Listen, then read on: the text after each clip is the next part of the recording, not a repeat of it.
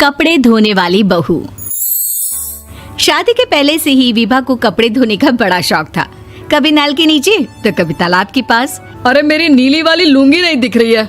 विभा की अम्मा, कहाँ रखी है लुंगी? अरे वो तो विभा ने परसों ही धोकर रखी थी आपकी अलमारी में, देखो वहीं होगी। वो ना मैंने आज धो दी, मुझे लगा कि गंदी हो गई होगी। अरे कैसे गंदी हो गई थी? उसे तो मैंने पहना भी नहीं। हे भगवान, इस लड़की के कपड़े धोने की आदत से परेशान हो गया हूँ मैं। जितना तो घर में राशन नहीं आता, उससे कहीं ज्यादा डिटर्जेंट पाउडर का खर्चा है।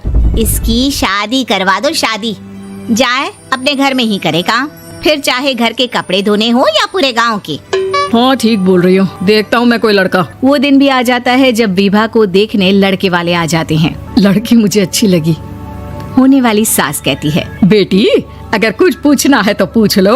वैसे तो हमारी लड़की बहुत ही शर्मीली है, जो बोल दो वो मान लेती है, इसे क्या पूछना होगा। अरे कैसी बात कर रही हो माँ, मुझे इन लोगों के घर रहना है, सवाल तो कई है। हाँ हाँ बेटा, पूछ लो ना, क्या पूछना है। आप लोगों के घर कपड़े कौन धोता है? सास का मुंह बन जाता है। देखो, अगर तुम ये कहना चाहती हो कि तुम्हें कपड़े धोने नहीं आते तो सुन लो, कपड़े मैं ही धोती हूँ, लेकिन तुम्हारे आ जाने के बाद मैं रुमाल तक नहीं धोऊंगी। अरे चुप रहना भाग्यवान, बहू बेचारी घर आई नहीं, उसे डराना शुरू कर दिया। वो क्या है ना बिटिया, अभी तक तो ये कल्लू की माँ ही धोती थी, लेकिन अब तुम्हारे पापा तो दहेज में वॉशिंग मशीन देंगे ही।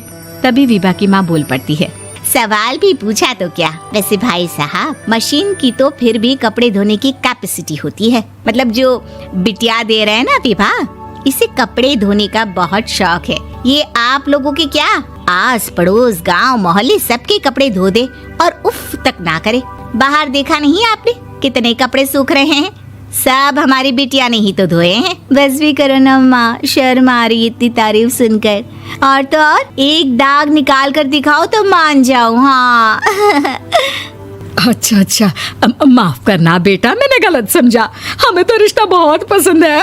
और ऐसे जुड़ जाता है रिश्ता कपड़े धोने का शौक रखने वाली विभा का। उसकी शादी हो जाती है कोयला फैक्ट्री में काम करने वाले कल्लू के साथ। शादी के बाद अचानक विभा चिल्लाती हुई सास के पास आती है। सासू माँ, अरे सासू माँ कहाँ है आप? ये तो धोखा है, धोखा दिया आप लोगों ने मुझे। इस ससुर के चक्कर के बारे में पता चल गया। अरे तो उसमें तुझे क्यों धोखा मिला है? अरे नल में पानी नहीं आता, कपड़े कैसे कब धुलेंगे? अच्छा अच्छा, तू पानी नहीं आ रहा उसकी बात कर रही है। तो आपने क्या सोचा? कुछ नहीं। अच्छा, तेरी माँ ने कहा था कि कपड़े धोने का शौक है तुझे, याद आया मुझे। शौक शौक बोलकर कपड़े धोने वाले मेरे जुनून को कम ना आके सासू माँ, कपड़ा धोना मेरा गुरूर है। तभी पति भी वहाँ आ जाता है। अभी अभी मैंने इसे सनी देओल की फिल्म दिखाई है, उसी के डायलॉग मार रही है माँ। अच्छा सुन, साफ साफ बता रही हूँ, पानी सुबह 4 से 6 और शाम को 10 से 12 आता है, समझी? विभा टाइमिंग सुनकर हैरान हो जाती है। ये क्या भूतों का मोहल्ला है? सुबह 4 बजे उठकर कौन कपड़े धोता है? 4 बजे टंकी में पानी जाता है, फिर सारा दिन धोना ना, किसने मना किया? अरे कैसी बात कर रही हैं? 200 लीटर की टंकी में कितने कपड़े धो लूंगी मैं? सुबह ही उठ जाऊंगी मैं। अब क्या था, विभा सुबह 4 से लेकर रात के 12 बजे तक कपड़े ही धोती रहती। एक रोज सास पड़ोस से निकलकर कहीं जा रही होती है कि साथ वाली कहती है, हाँ कल्लू की माँ, जरा ये बताओ कि 2 साड़ी है, 2 ब्लाउज और एक पेटीकोट और एक नाड़े वाला लंबा कच्छा। हाँ तो? अरे तो क्या, कितना लोगी धुलाई ये बताओ। धोबन दिख रहे हैं हम क्या? हमारे पति सरकारी नौकरी से अभी अभी रिटायर हुए हैं और बेटा सुपरवाइजर है कोयला फैक्ट्री में। धोबन समझ रखा है हमें? हाय रे कल्लू की अम्मा, माफ कर दो, वो तो मोहल्ले में यही सब बता रहे थे कि तुमने बहू को कपड़ा धुलवाने के काम में लगा दिया है। सास को पड़ोसन की बात सुनकर गुस्सा आ जाता है। वो घर पहुंचती है जहां घर के बाहर ही इतने सारे कपड़े सूख रहे होते हैं जितने कि किसी धोबन के घर पर। अरे ओ कल्लू की दुल्हन, बाहर निकल।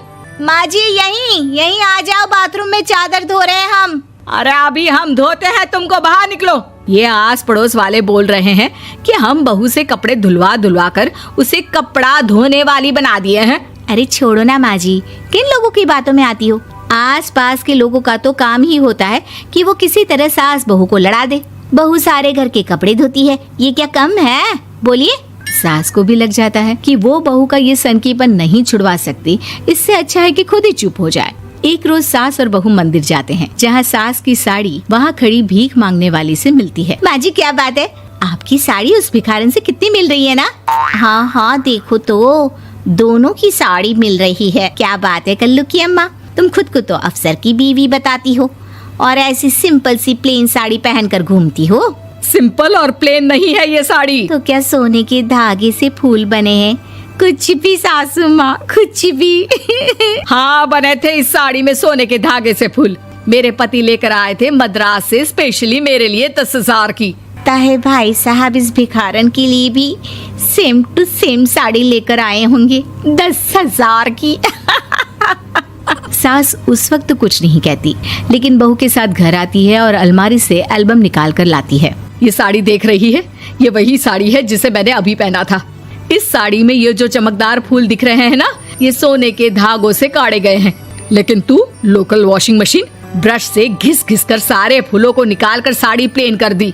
मुझे माफ कर दीजिए सासू माँ। और तो और, जब मैंने तुझे तेरी गलती के लिए कुछ नहीं कहा, लेकिन तूने तो सबके सामने मेरा मजाक ही बना दिया। क्यों? बहू को समझ में आ जाता है कि अब से उसका कपड़े धोना बंद।